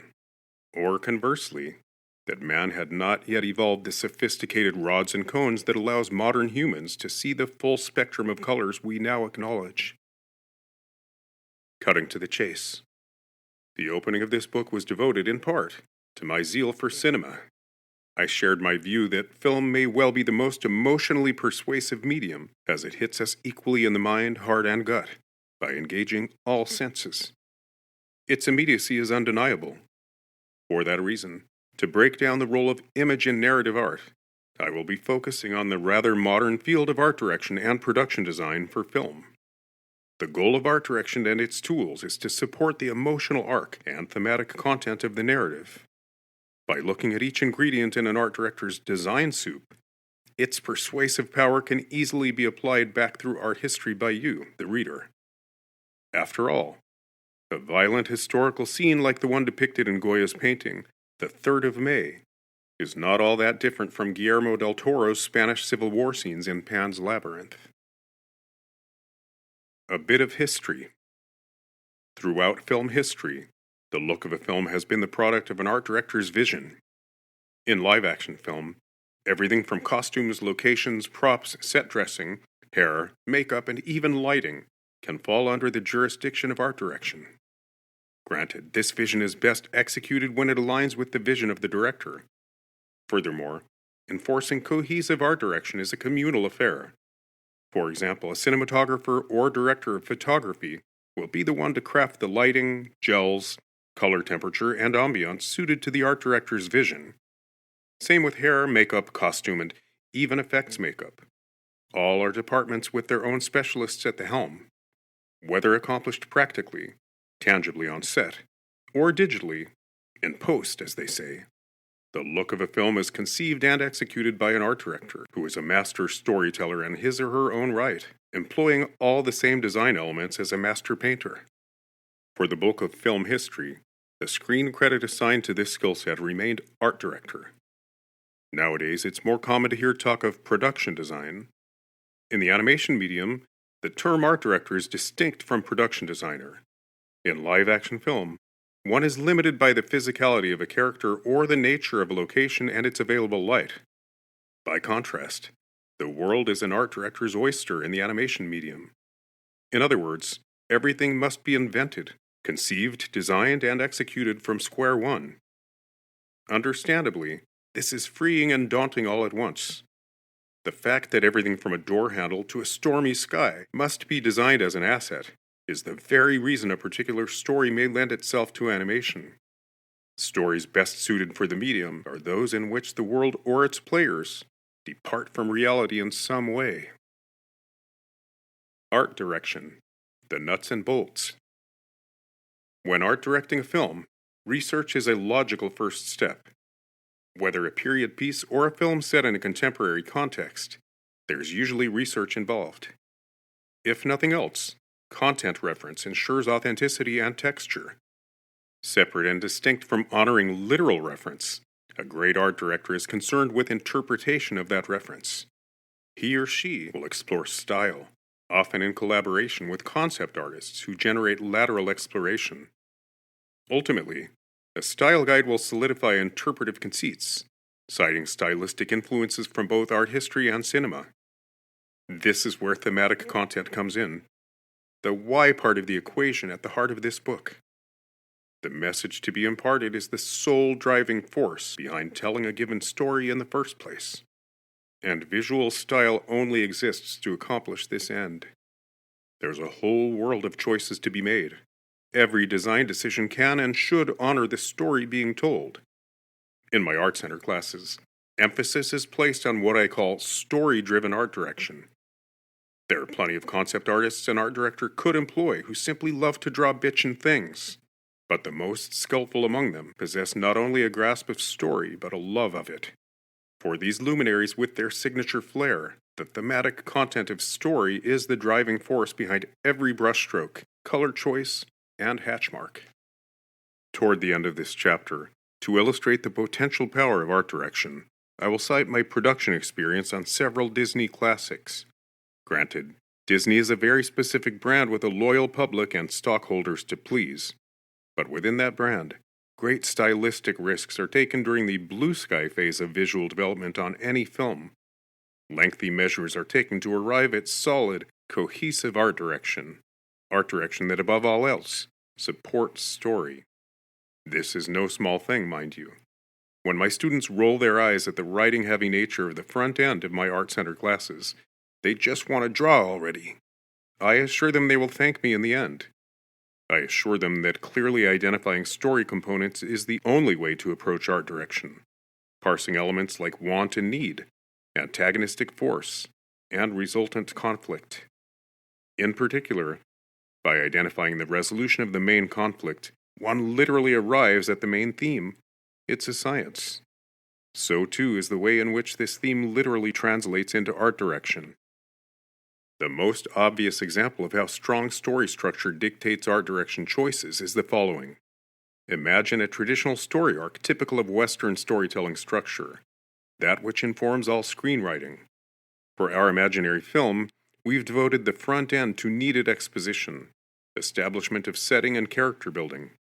Then comes the distinct landmark known as the inciting incident, wherein the protagonist becomes irreversibly involved in the main conflict. The pyramid of rising action, alternately called escalation of conflict, culminates in a climax, and finally resolves on the back end or denouement.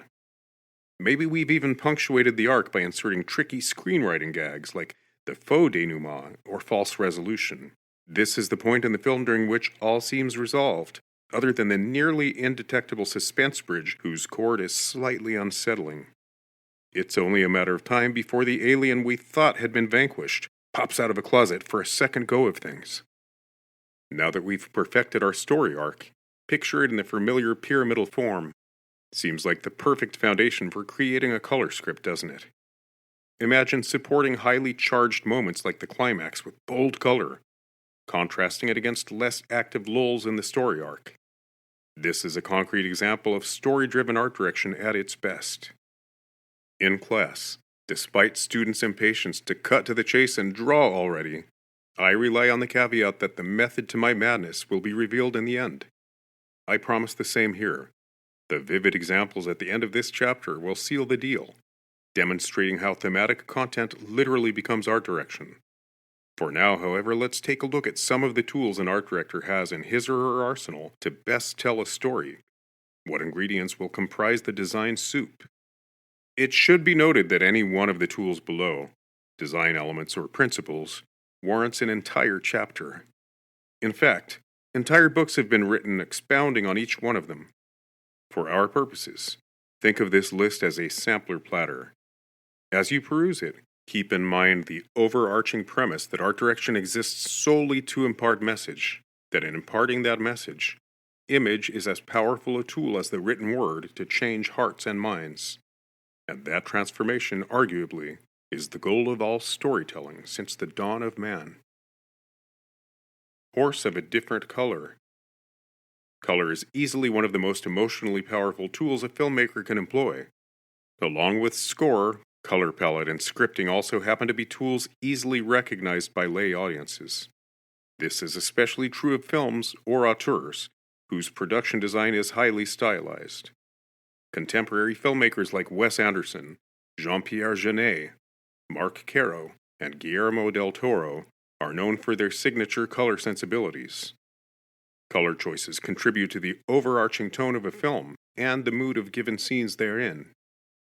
Equally important, color reinforces the overall story arc emotionally. In a live-action film, production design is reliant on the local colors of assets like costume, makeup, hair, props, sets, and set dressing, as well as the manner in which they are lit. In the realm of tone and mood, much can be accomplished with lighting temperature, gels, and even film stock. But in animation, since one is not limited by the physical properties of existing assets, invented color can potentially play a larger role. Incidentally, it can also warrant a lot more work. Early on, an art director will create a color script that supports the emotional content of the overall story arc. The setup or exposition may incorporate non-threatening or even neutral hues that signal familiarity and home. The inciting incident may demand color accents that wake up the color palette and promise the rising action or conflict to come. The escalation of that conflict may see more and more activation of the color palette, culminating in the climax. Here, bold contrast, conflicting and even disturbing color relationships with negative associations can assault the eye. The resolution, or denouement, usually demands more harmonic color relationships that feel resolved. Pastel colors with analogous relationships, for example, can soothe the eye and not only communicate resolve but induce it physiologically. To a degree, color scripting is an exercise in reverse engineering. A color script often begins abstract in nature, comprised of simple color bars that accomplish the emotional journey in no uncertain terms. Once an art director is satisfied the emotional arc induced is fitting to the story, with universality in mind, these abstract color bars will be interpreted figuratively. In other words, a light cyan may become the negative space of a sky, whereas a deeper green may become the moss on a neutral rock formation. On Lion King and Tarzan both, applying representational content to abstract color bars in the manner just described was the name of the game. A successful color palette that supports the emotional arc of the story works on many levels. In addition to the technical level of color theory, color operates on a physiological level, an archetypal level, and the level of cognitive association that is subject to cultural relativity. More on this in a moment. We've all heard that a yellow room can induce anxiety, whereas a blue room can calm the nerves. Similarly, we've all heard that a dominance of red can trigger the release of cortisol and adrenaline, increasing both heart rate and respiration. This is what's meant by the physiological effect of color. In earlier sections, we speculated that the aforementioned fight-or-flight response is an instinctual, survival-based response to a formal property, in this case a color. A skillful filmmaker may wish to employ a deep crimson that conjures blood to the psyche in order to reinforce a climactic moment. In this way, the emotional experience of that scene, and all beats collectively, is heightened. Highly emotional experiences are the ones that end up mapped on our worldviews, so the chances are increased that a story will have the power to move and transform audiences, with this strategy at play. The chances are increased with every tool in the emotional arsenal that the content will land, that the message will be received. Though the physiological response to blood red may be innate, consider that emotional resonance may rely on the recurrence of red as a long-standing historical trope, along with blood, signaling life if coming and death if going. Red has come to be associated with conflict in general, with alarm, war, danger, and passion. In Western European Judeo-Christian culture, anyway. Cultural relativity is always a factor in storytelling, and color symbolism is not exempt. In Chinese culture, for example, due to its association with fire, the color red carries extremely positive connotations. It represents life and vitality, even happiness, success, and good fortune. Despite the cultural relativity, one thing is sure. None of red's associations are passive in nature. Archetypal associations with given colors may have instinctual origins, but centuries of reinforcement through storytelling tropes cement them in the collective cultural psyche. Purple, for example, universally denotes both magic and royalty. It's been speculated that purple has come to be associated with magic, spirituality, or otherworldly supernatural forces due to its scarcity. Other than rarely seen corals, fish, and the odd flower, violet and purple are sorely lacking on the planet. Even the violet seen in the spectrum of a sunrise or sunset is neutralized, reserved to a minimum. When we do see violet, it's in a bioluminescent context, or in the gaseous auras of a flame. When we see purple, it's often iridescent as seen in gems like amethyst or sapphire, which leads to the runner-up when it comes to purple's associations, royalty. The basis for this association is less speculative than that of sorcery or magic. The reason is quite literal. Purple's elite status stems from the rarity and expense of the dye used to produce it. In antiquity, purple fabric was so expensive that only rulers could afford it. Compounding the matter, some rulers reserved purple fabric for the upper crust. Persian King Cyprus adopted a purple tunic as his royal uniform, and some Roman emperors forbid citizens from wearing purple clothing, under penalty of death. In both cases, purple as magic or purple as royalty, it's interesting to note that the common thread is this: purple is ephemeral, fugitive. The value of value. First things first. Value is the relative lightness or darkness of a color. All colors possess three properties: hue, value, and saturation. Hue refers to the name of a color on the color wheel: blue, blue-green, or green, for example. Saturation, sometimes referred to as chroma, refers to the perceived brilliance of that hue, from neutral to full saturation. This leaves value, the relative lightness or darkness of the color in question. Artists conventionally refer to a 10-step value scale that gradates from white to black in increments. There are, of course, steps in between that can be perceived by the human eye, in the same way that Eastern music acknowledges notes between the half notes acknowledged in Western tradition. Value structure refers to the overall organization of values within a composition. Artists often group values for an intended outcome, exploiting edges present in a line drawing, for example. In the case of storytelling, cinema in this case, that objective or outcome could be called staging. In cinema, we seek to stage the action in order to tell our story. If we can't find our subjects and clearly perceive their interactions, there is no story with which to identify or engage. In live-action film, concept art, moment paintings, or story beats inspired by storyboard sequences may communicate an art director's intended use of value. The cinematographer or DP may then help carry out this vision using lighting, local values of assets, shadow shapes defined by cookies that block the light, silhouetted foreground elements, etc. Again, in animation, these values must be carefully designed from square one, with strong intent. It should be somewhat obvious that value, as much or more than color, has the power to dictate the mood of a scene, or conversely, the overall tone of a film. A film that's generally dark in value from start to finish will maintain an emotionally, quote, dark tone. Now imagine a film with a lighter emotional tone, employing higher key lighting situations. In this context, a scene that differentiates due to its darker value structure will distinguish itself as darker in mood. For example, a funeral scene or a sequence depicting an existential crisis for the protagonist will benefit from this departure in value structure. Value and hue work together in a color script, of course. Red at a darker value, think deep crimson, has a very different emotional effect than red at a lighter value.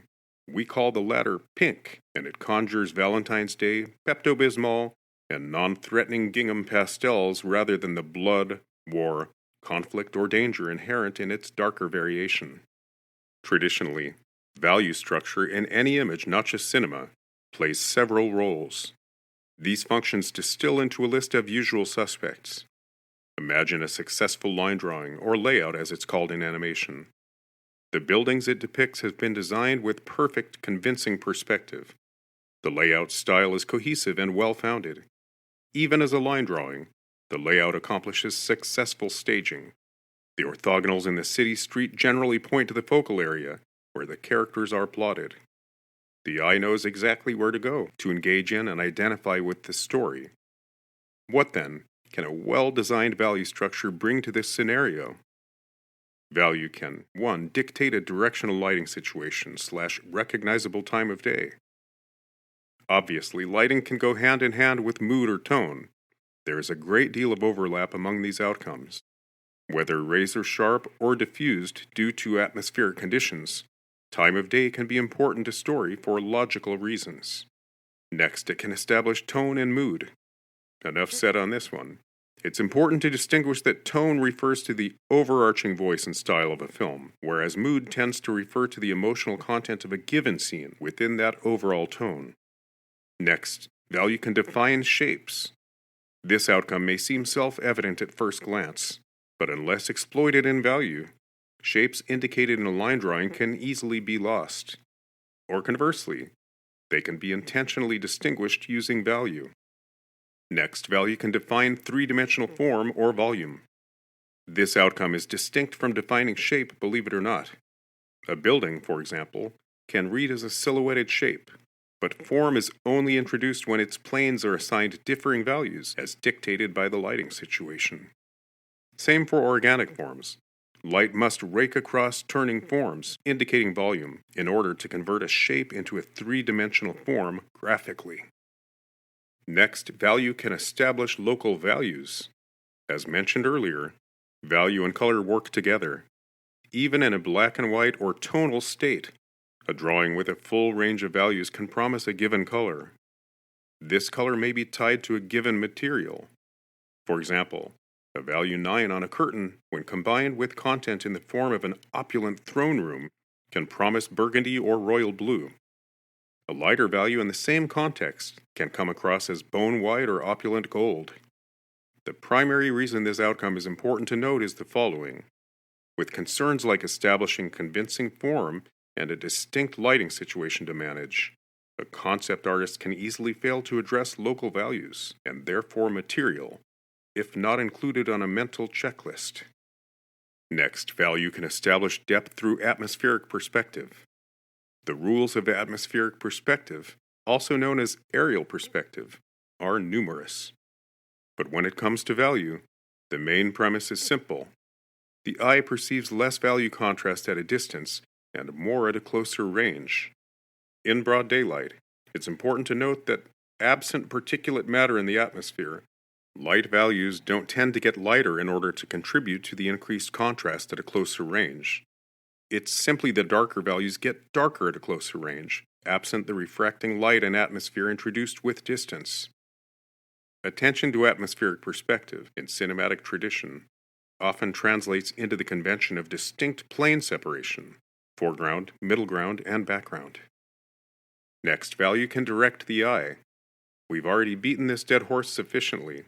By grouping values inherent in a composition, edges are created that the eye can follow. Ideally, these edges lead to a focal point, arguably where the action is taking place, with which one can identify and invest. First, read. Figure ground or positive negative space. Before exploiting the contours in our line drawing with value, or grouping our values, in order to direct the eye, we can take a step back and take a broader view of staging. Depending on lighting, a subject can appear as a flat silhouette, or light and shadow can communicate its form. Artists often relegate the shadow side of an object to a well-designed form shadow. In animation, the form shadow is known as a tone. Films like Sleeping Beauty did not bother with form shadows or tones.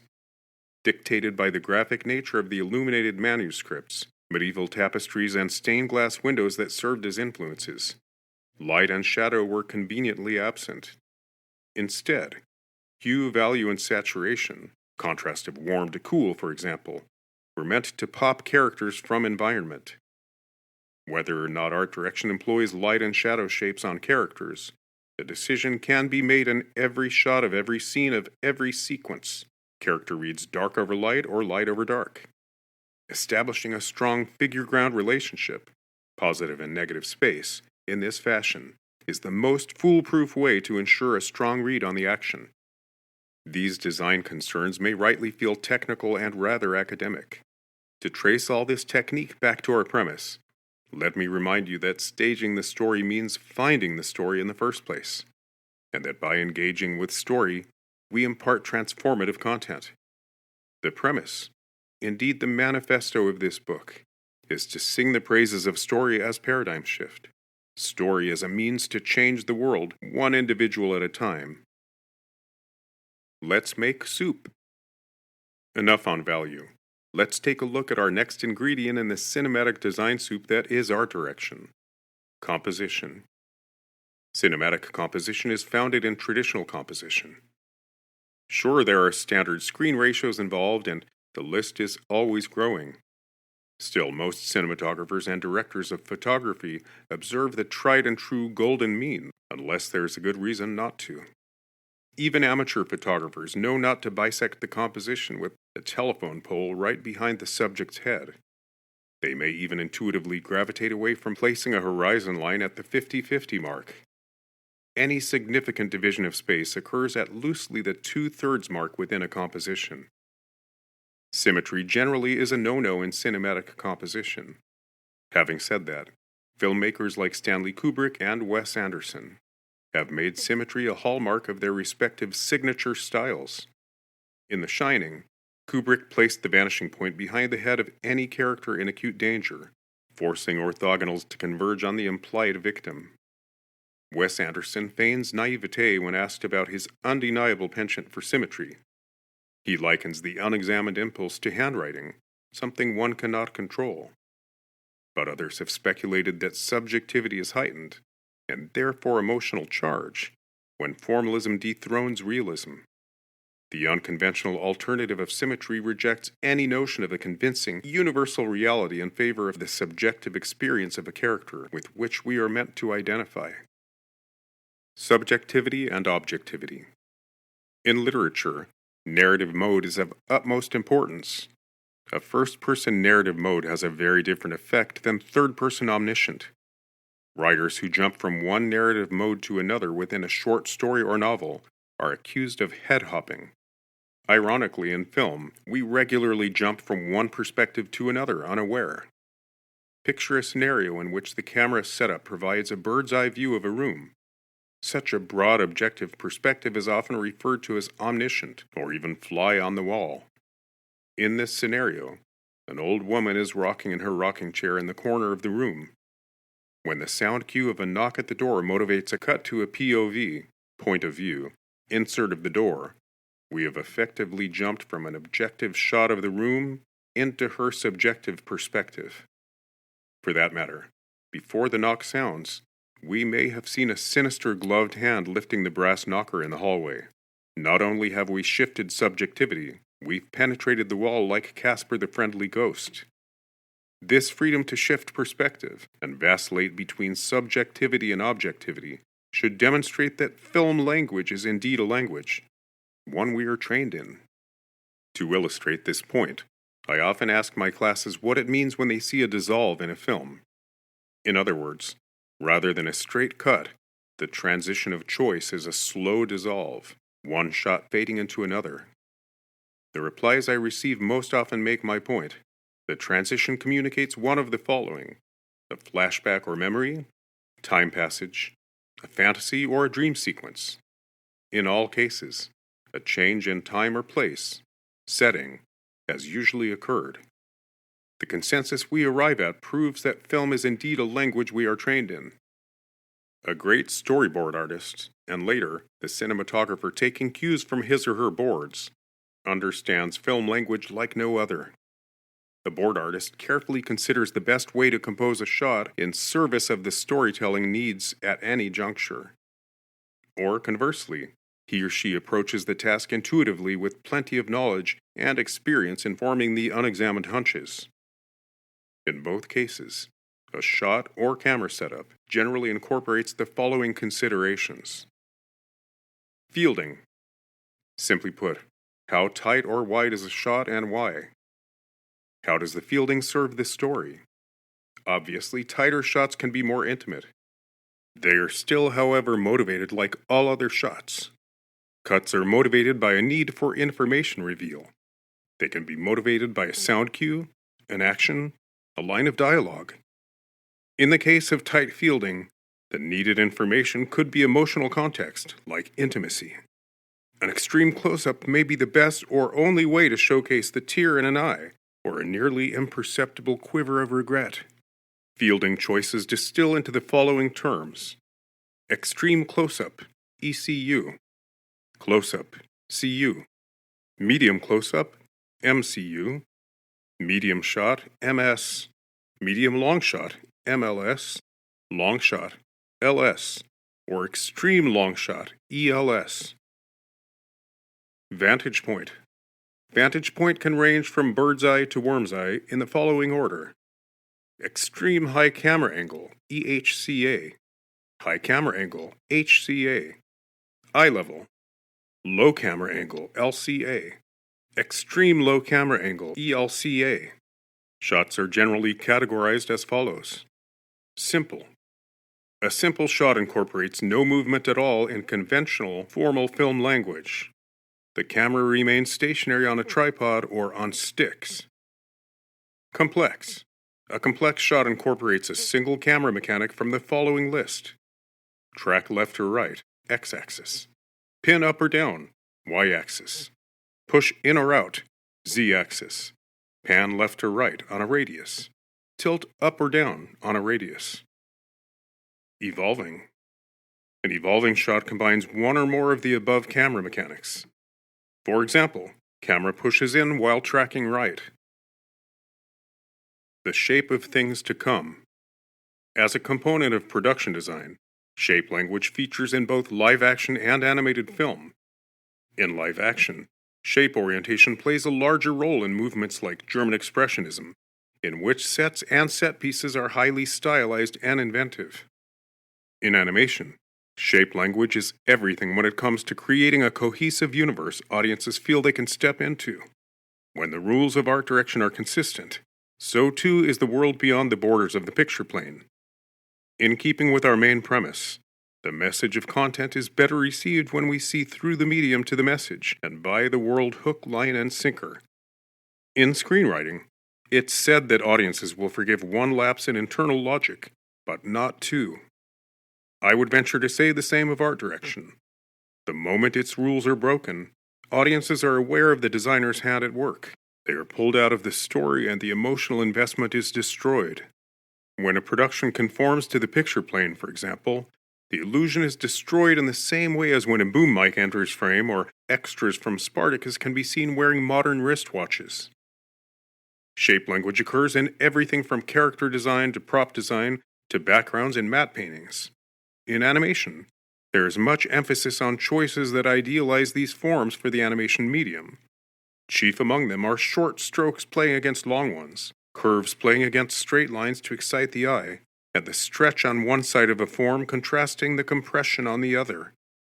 In addition to these conventions of idealizing designs for the animation medium, story-driven shape language infuses the convincing world with an undercurrent of thematic content.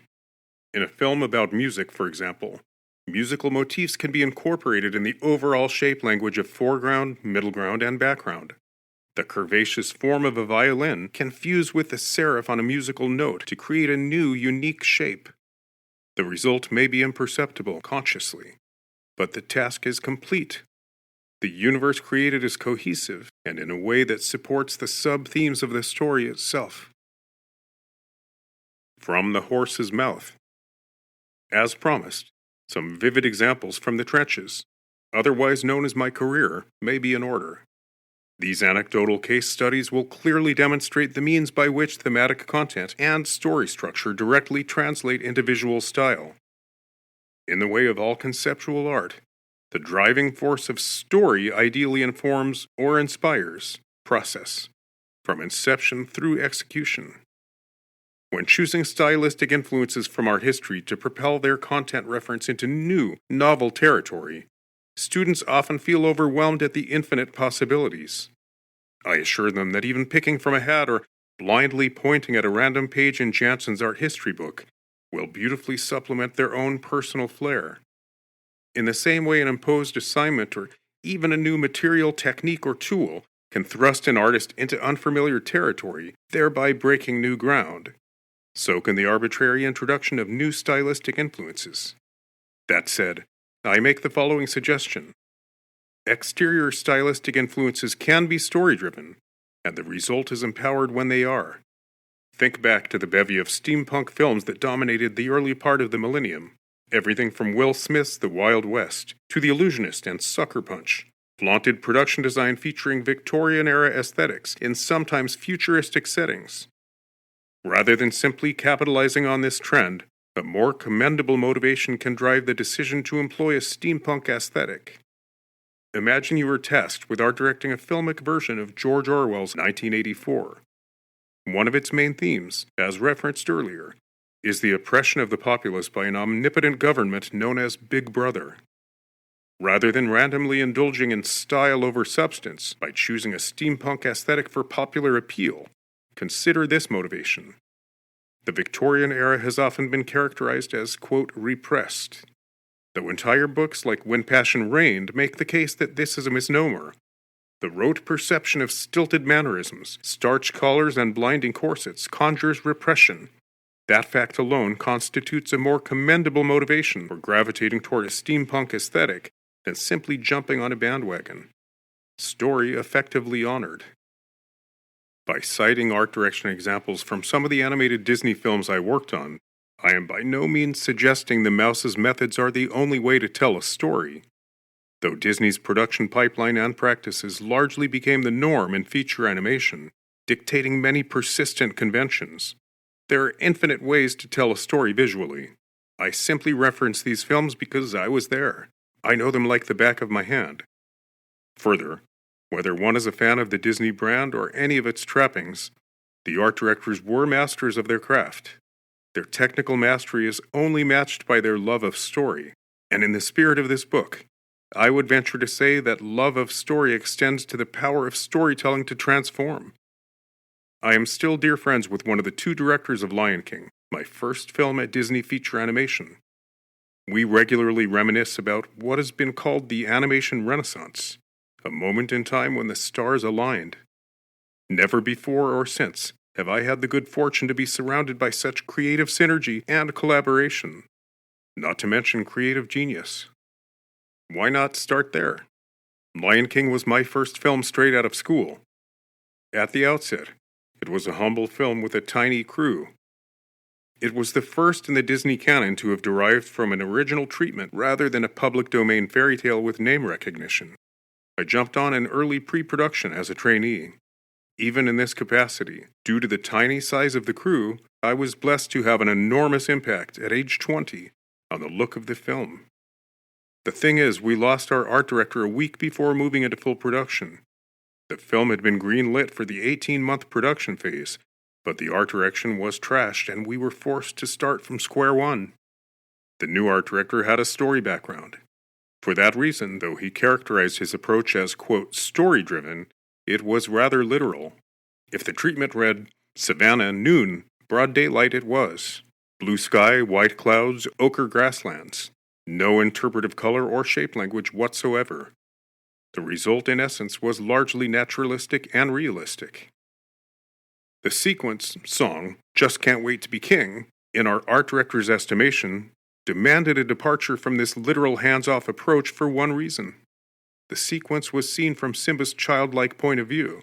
His enthusiastic vision for the future was best served by a whimsical, stylized aesthetic.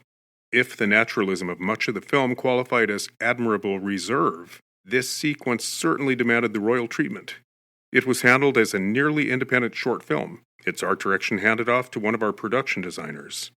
In the interest of authenticity, in keeping with the story's setting, the stylistic influences ultimately became children's storybook tradition to honor Simba's childlike worldview, and regional African folk art. This fusion is clearly evident in the result, a tiny gem in a much larger tale. The same approach was applied to Scar's anthem, Be Prepared. Scar's ominous plan for the Pride Lands was eerily foreshadowed by lurid, sickly greens and constructivist forms straight out of Nazi propaganda posters and the Third Reich style guide. The chiseled aesthetic, when combined with goose-stepping hyenas, induced a feeling not unlike the dread felt by many in the 1930s. Get it right, Mickey. Disney has long been accused of perpetuating racial stereotypes or whitewashing its brand altogether. In an effort to embrace diversity and inclusion, every ethnicity under the sun has been represented on screen over the years. Sadly, when this effort is made, due to the inherent limitations of the brand, corporate Disney is inevitably accused of cultural appropriation. When Mulan came through the pipeline, Disney understandably wanted to get it right. Mulan was one of China's most well-loved folktales, and there was a rather large populace invested in its depiction. In an earnest attempt to honor the culture from which the folktale derives, a great deal of research was conducted. Honoring the proper dynasty and getting authentic historical details correct was paramount. When it came to stylization, it was logical to research traditions from Chinese watercolors to letter forms to woodblock prints and family insignias. The poetic simplicity seen in traditional Chinese watercolors is largely a product of simple or, quote, inactive area in composition. In other words, a dominance of, quote, unused area is relegated to simplicity, whereas a minimum of focal area is activated with line, tone, color, or shape. This reserve is evidenced throughout Mulan, but most notably during scenes like the Hun attack. In this sequence, simple wide banks of snow dominate the composition, while select groupings of well-designed rocks punctuate the space at intervals. The simple area provides a staging area for the Huns to descend, but before and after the deluge, the visual, quote, silence speaks volumes. More importantly, and most germane to our study of story-driven conceptual design, the consciousness of negative and positive space can be traced back to yin and yang. The yin-yang symbol in Eastern philosophy has been heralded as the ultimate in balance with movement. In other words, when any form or composition is bisected bilaterally, a static impression results. Traditionally, ideal composition seeks to engage through movement or lyricism, exciting the eye. Due to the S-curve nature of the line delineating equal proportions of yin and yang, black and white, the symbol achieves both balance and movement. Mulan's art direction honored the balance of light and shadow, positive and negative space, and active versus inactive area. The goal was never to have equal parts, but to simply be conscious of negative and positive space and use it to express purpose. Chinese letter forms have also been heralded as gems that perfectly accomplish not only balance with movement, but the elusive rhythm so often sought in composition. The eye moves through the letter form's composition fluidly, picking up with one stroke where another leaves off, albeit in an offset fashion. This lyrical, rhythmic way of punctuating space was applied in Mulan to everything from rice paddies on a field to clay tiles on a ceiling. The style guide for Mulan was nearly comical in its simplicity. Sample layouts contrasted the desired layout approach with less desirable approaches. The former was often circled, whereas the latter was stamped with the bright red, hard-to-miss diagonal slash, known as the Prohibition Circle. Does the wind really have colors? In feature animation, story development and visual development go hand in hand. They inform one another. A breakthrough piece of concept art might inspire a story change, and vice versa. A sight gag or a bit of business introduced into the written treatment by a storyboard artist may inspire a new pass on a character's design, and so forth. Early on in the visual development phase, members of the production team often go on field trips. On films like Lion King or Tarzan, the logical destination was Africa. On Pocahontas, the destination was a bit less exotic, Virginia. On arriving, the art director was a bit taken aback by the seeming lack of shape design opportunities in the setting. Jamestown's landscape was stark and formal, however lush and green. Tall, vertical telephone pole-like trees dominated the landscape, at right angles with a stark horizon near water's edge. These right angles promised to parallel the edges of the picture plane, or silver screen as the case may be, compounding the static impression. The art director pondered a story-driven means of stylizing the content in a way that introduced visual interest. Ultimately, what he arrived at was genius. Although history has largely rewritten Pocahontas' story, what remains true is this: she was mentioned in several of the colonists' diaries. There is evidence she even persuaded her father, Powhatan, to spare the life of John Smith and curb his attack on settlers. But mostly, she is referenced as a 14-year-old Indian maiden who brought a needed breath of fresh air into their grim lives. Considering the colonists were little more than worker bees, life held little redemption, little beauty, meaning, truth, or poetry to redeem the toils of their mundane existence. Pocahontas became all that. To exploit this thematic content, Pocahontas' hair shape became the lyrical element that plays against all the formal, stark verticals and horizontals.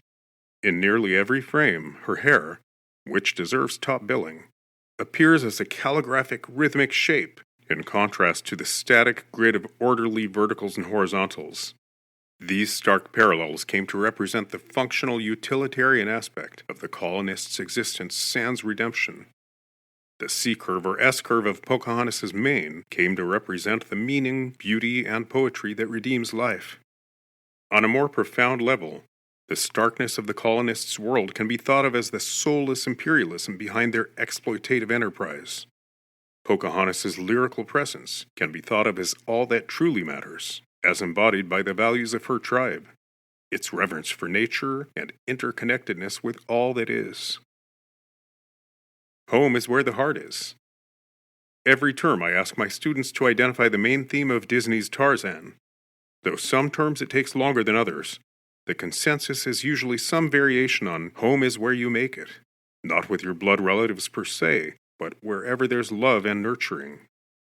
Identifying the main theme in a Disney film is not all that tough. Phil Collins wrote a song for Tarzan that all but spells it out. 2 homes, 1 family. At the height of Disney's animated feature as Broadway musical revival, Howard Ashman and Alan Menken's formula took hold and refused to let go. It became a running joke among the crew. The all-important want portion of the protagonist's goal was often expressed in what became known as the, quote, want song. Our protagonist, invariably a princess, sits on something, an old treasure chest or a fountain in the village square, and professes her deepest desire to the audience. Everyone knows by now Ariel pined to be part of their world, the human one, and Belle couldn't wait to escape into the, quote, great wide open. In the case of Tarzan, due to its themes, the concept of home and what constitutes it was of utmost importance. It was crucial that, by contrast to the human world, the ape's habitat denoted familial comfort. Though few know this, what we internally called, quote, gorilla home was actually nestled inside an extinct volcano and protected by a jungle canopy. The lush canopy of tree boughs and foliage protecting the cinder cone's interior served as the perfect pretext for familial comfort. The art direction rules followed. Whenever safely inside gorilla home, contrast was to remain low, soothing to the eye, and edges were to be diffused by mist. Trees were composed of organic, non-threatening curves, reminiscent of maternal nurturing. Finally, color palette was to remain analogous and cool. This choice was actually a twist on convention. Warm colors, especially in a cool context, traditionally communicate comfort. Picture a warm kerosene lamp seen through the window of a cottage battered by a storm. Picture a fire pit gathering in an otherwise dark, foreboding wood. The less expected correlation of cool color notes with safety and comfort relied on a bit of faith. As all sophisticated art directors know, we train audiences, within our 90-minute window, how to experience the world we've created. Each time an audience sees and hears actions demonstrating familial comfort and nurturance, like Kala singing a lullaby to her new baby, the fact that she is surrounded by low contrast and analogous cool colors cements the desired association. The payoff of all this comfort and safety is what happens when the human element enters. When the expedition appears, the jungle canopy is rent asunder and all the art direction rules change on a dime. The cool comfort of gorilla home is literally invaded by harsh yellow sunlight. The low-key value range is upset by high contrast and anxiety-producing yellow. It's no mistake that everything from Jane's dress to the safari's pith helmets skew yellow. Everything transforms when danger is present. Trees become angular and take on conflicting angles, assaulting the eye. Though Sabor the leopard does not belong to the human world, there's a reason he too skews yellow. Danger is present.